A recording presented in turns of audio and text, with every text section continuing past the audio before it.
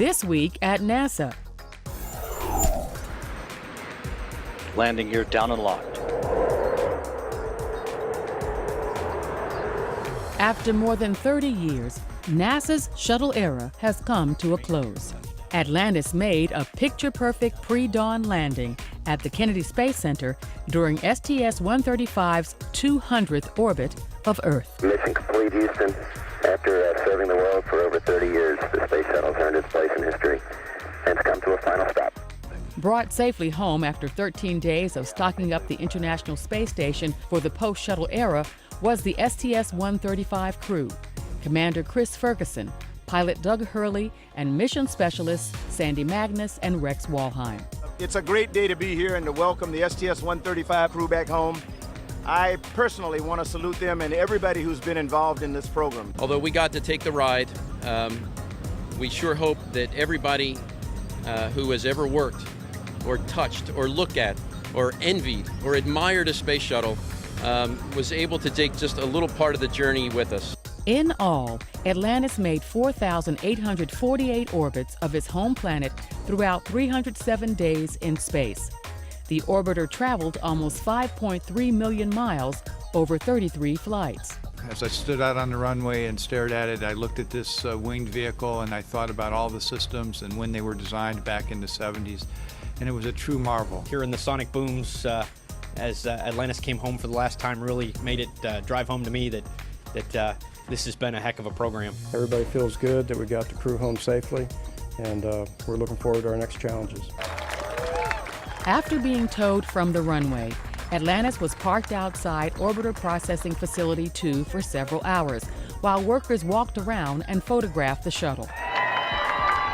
You guys rock. Thanks for all that you do, all that you've done over the last 30-plus years. You know, the astronaut office is indebted to you all. We've seen you firsthand at how you process this vehicle and how it is your baby. The space flight business really does run in our blood. The pride you take in your work, the care you take in your work, the dedication, the passion, you are what makes it possible for us to have these very challenging missions and succeed. This was also the setting for an employee appreciation event hosted by two former shuttle astronauts, NASA Administrator Charlie Bolden and Kennedy Center Director Bob Cabana.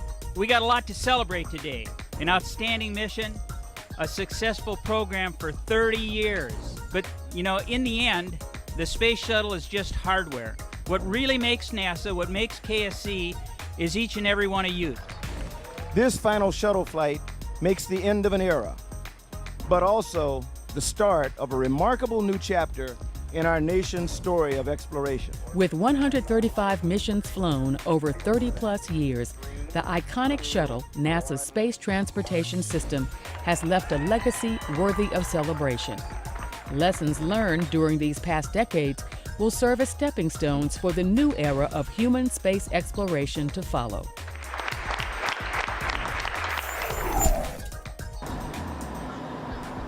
While Shuttle Atlantis is deserviced in OPF-2, Orbiter Discovery will reside in Kennedy's Vehicle Assembly Building, the VAB. It was recently shuttled there from OPF-2. Discovery is being prepared for public display at the Smithsonian's National Air and Space Museum Stephen F. Udvar-Hazy Center in Virginia. Its last mission was STS-133, conducted earlier this year. I want you to stick your chest out and say, my mom, my dad, my aunt, my uncle, my sister, they work for NASA. Administrator Charles Bolden helped kick off Take Your Children to Work Day at headquarters. Geared toward children ages 7 to 15, the event featured hands-on activities, presentations, and demonstrations to teach children about space, aeronautics, chemistry, and the work we do at NASA. So you can go back and say, this is what they do. And if you want to see something about it, go to the NASA website. Go to www.nasa.gov, and you can see what my mom and dad do. My first job out of college was working for none other than John H. Glenn. Deputy Administrator Laurie Garver joined Center Director Ray Lugo in officiating at the Glenn Research Center's annual Honor Awards ceremony. The awards were presented to individuals who've made significant contributions to the agency.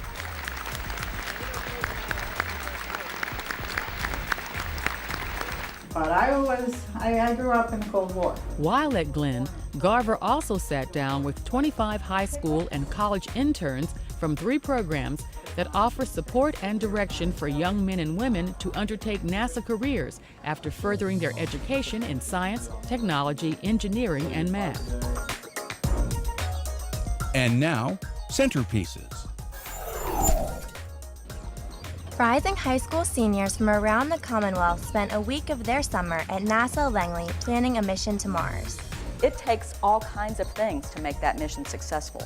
The Virginia Aerospace Science and Technology Scholars, also known as VASS, participated in an online program during the school year, and more than 100 students were given the opportunity to attend a week-long academy to heighten their interest in science, technology, engineering, and math. TRL is 9. VASS is the result of a partnership between the Virginia Space Grant Consortium and NASA Langley. Once it comes time to really start crunching the numbers. The students were broken down into 4 teams that worked together to plan the mission to Mars. The teams were getting there, living there, working there, and mission integration.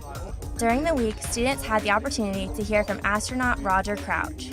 I'm a physicist, and when I was working here at Langley, I worked on heat shield materials, and then I worked on electronic materials, and then I worked on different kinds of experiments that needed to go into space. Between researching and team meetings, students participated in an activity to simulate communication in space by having a team member act as a rover. The rover must follow instructions from the rest of the team, acting as a mission control from another room. They also worked on their robotic skills, having to assemble and program their very own rover.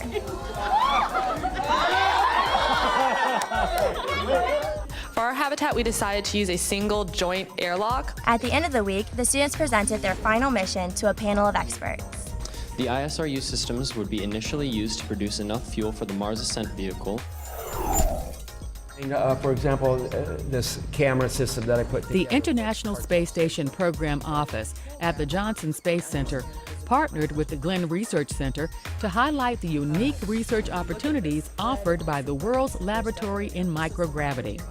Held in Cleveland at the Great Lakes Science Center, this Destination Station Forum noted the accomplishments of the ISS National Laboratory and promoted future opportunities for commercial, academic, and government research and technology development. All engines running. Launch commit. Liftoff. We have liftoff at 9:34 a.m. Eastern Daylight Time. 40 years ago, astronauts Dave Scott, Jim Irwin, and Al Worden took off from the Kennedy Space Center, headed into lunar orbit. It was the 4th mission to land humans on the moon and featured the first deep space EVA executed by Worden. The voyage also saw the first flight of the Lunar Roving Vehicle, which astronauts used to explore the geology of the Hadley-Rille Apennine region of the moon. Oh, what a big mountain that Hadley is. Yeah, it's beautiful. The LRV allowed Apollo 15, 16, and 17 astronauts to survey the lunar surface farther away from the lunar module than ever before. And that's This Week at NASA. For more on these and other stories, log on to www.nasa.gov.